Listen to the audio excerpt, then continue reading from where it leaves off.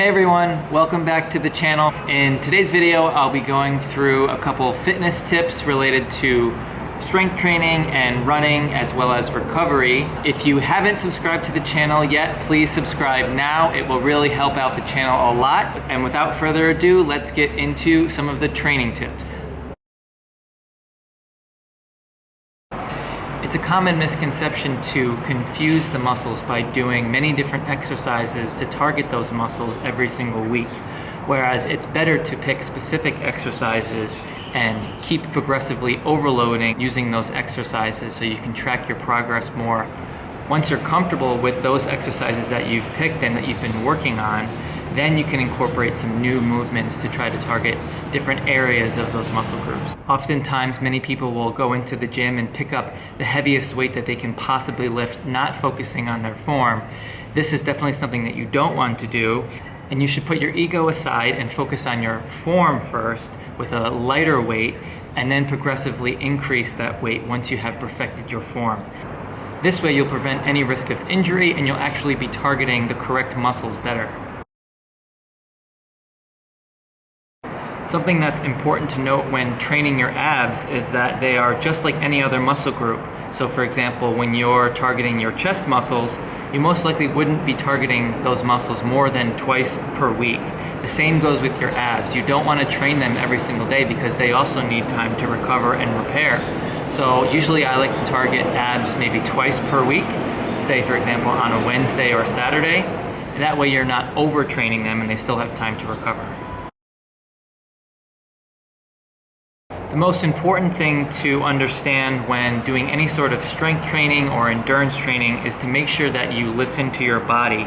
If you are sore from doing an intense day of exercise, you need to make sure that you rest and recover before you continue to do any additional strength training, specifically with those muscle groups. This goes for any form of exercise, whether it be Barry's boot camp or boxing or riding on your Peloton, any sort of HIIT classes, or even just doing a home workout.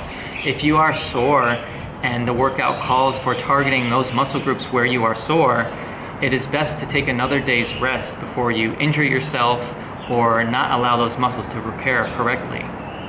Oftentimes after a really tough workout, or if you haven't worked out in a long time, you'll experience soreness on the day after the workout, and especially the second day after the workout, which is called delayed onset muscle soreness, or DOMS for short. So it's important that you pay attention to this muscle soreness. It doesn't mean that you should go through it and try to be a tough guy and try to get through the soreness of the muscles. You should take rest, drink plenty of water, and to continue stretching. Stretching is very crucial as well, both before and after your workouts, whether it be dynamic stretching, which is moving while stretching, for example, swinging your legs before a run to warm up the hamstrings and quadriceps, or doing some sort of air squats to warm up the glutes. These are really important dynamic stretches that you can do before running. Now, separately from dynamic stretches, there's what's known as static stretches, which is what most people are familiar with when they think of the term stretching. It would be calf stretches or hamstring stretches or quadricep stretches where you're holding the stretch for a certain number of seconds, whether it be 8 to 10 seconds. These are known as static stretches, and they should generally be done after you're running and as a process for the cool down. In addition to stretching, I've found that foam rolling is a very important tool for recovery, especially if you're sore.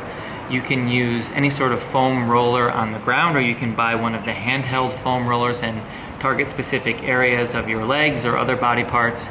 Also, there are more expensive versions of these tools, such as the Theragun, where you can use the vibrations from the gun to sort of break up the stiffness in the muscles, and you can kind of target some of the more specific areas that are causing you discomfort or pain.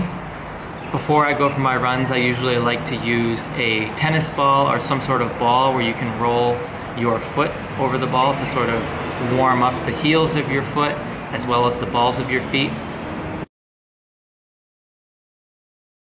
Yoga can really be a helpful tool to help with your stretching and reduce muscle soreness, and you can actually go onto YouTube and type in some home yoga videos, especially from Yoga with Adrian, I found to be very helpful. Just some quick 20-minute yoga exercises that really help with stretching and flexibility.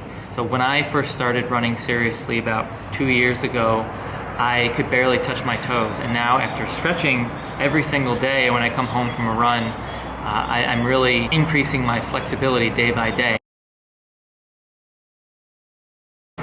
Another important recovery factor to consider is to prioritize your sleep and the quality of your sleep, because this is actually when your muscles are growing and repairing. So you're spending all of that time in the gym working hard and breaking down those muscles. They actually need to be repaired and grow, and this is actually done while you're sleeping. So prioritizing sleep, making sure you get 7, 8 or more hours of sleep each night is really important.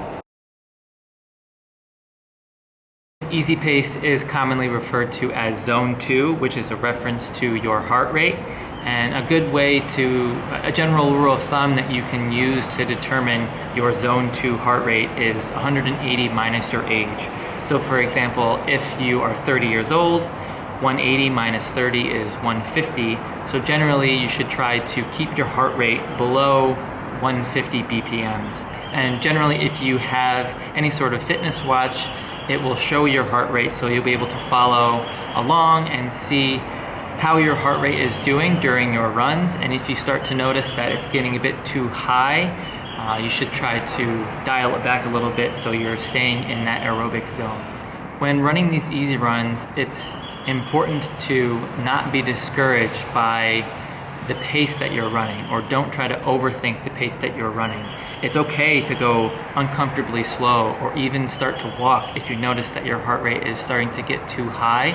These easy miles are really important for building your aerobic base so you're able to run farther, and then eventually you can incorporate some more speed workout and some faster runs to improve your time. One less scientific factor where you don't have to incorporate any sort of heart rate monitor or any sort of math into figuring out what your pace should be, you could always just use your perceived effort. And these runs should really feel easy, and they should be at a conversational pace. You should be able to have a conversation with someone if they were running alongside you. So when I first started running seriously, I would just go out and run as hard as I possibly could, and for as long as I could until I started getting tired, which is a completely wrong approach. And since then, I've actually learned much better techniques to improve my endurance and my aerobic base, so I'm not just going out there and killing myself every single day. So now I know that it's more beneficial to take it easy a couple days, and then when you have those days where you go hard for that one day, and then you can recover the remaining days in the week. And obviously you're going to feel different every single day. Some days the runs may feel really easy at one pace, and other days they may feel really difficult at the same pace. There are a lot of external factors that come into play, whether it be your sleep quality the night before, or your nutrition the day before, or especially hydration. More importantly, the weather plays a huge factor in how your perceived effort is on your runs. So for example, here in Singapore, it's extremely hot and humid every single day of the year. So I generally try to go out for my runs before the sun comes up, so it's a bit cooler and I'm able to control my heart rate a little bit better. And I always love when it rains in Singapore during my runs, because it's basically a cooling shower throughout my run. So my perceived effort is a lot lower during those runs because my body temperature is lower and my heart rate is lower. So I'm able to run much faster and much longer when it's cooler and when it's raining, as opposed to when it's super hot and sunny and humid. When you're running your runs at your easy pace or your zone 2 pace, don't worry about what anyone will think on Strava or social media. You need to do what's best for you at your specific pace for yourself. Do not compare your pace to other people's paces, because everybody has different levels of fitness and experience and running experience specifically. My 5K all-out pace might be someone else's easy pace, so you can never compare your pace to someone else's pace, especially when trying to build your own aerobic base. For sure, there are going to be those days when you want to go all out and try to get that personal record and personal best, and get those really fast times. But majority of the time during your training, your miles and kms are going to want to be slow and steady and really strengthening your cardio and your lungs. For me personally, there's about a 2 minute per km pace difference between my 5K pace and my easy pace. So I have no shame in going what I consider to be slow, just in order to make sure that I can build up my aerobic base. So hopefully you found some of these tips to be helpful. If you did, please comment down below on which ones you like best. I would really love to know which ones were your favorite, and if you have any that you would like to share personally that you find to be helpful, please comment below as well. And of course, if you like the video, please give it a thumbs up, and if you are new, subscribe to the channel, and I'll see you in the next one.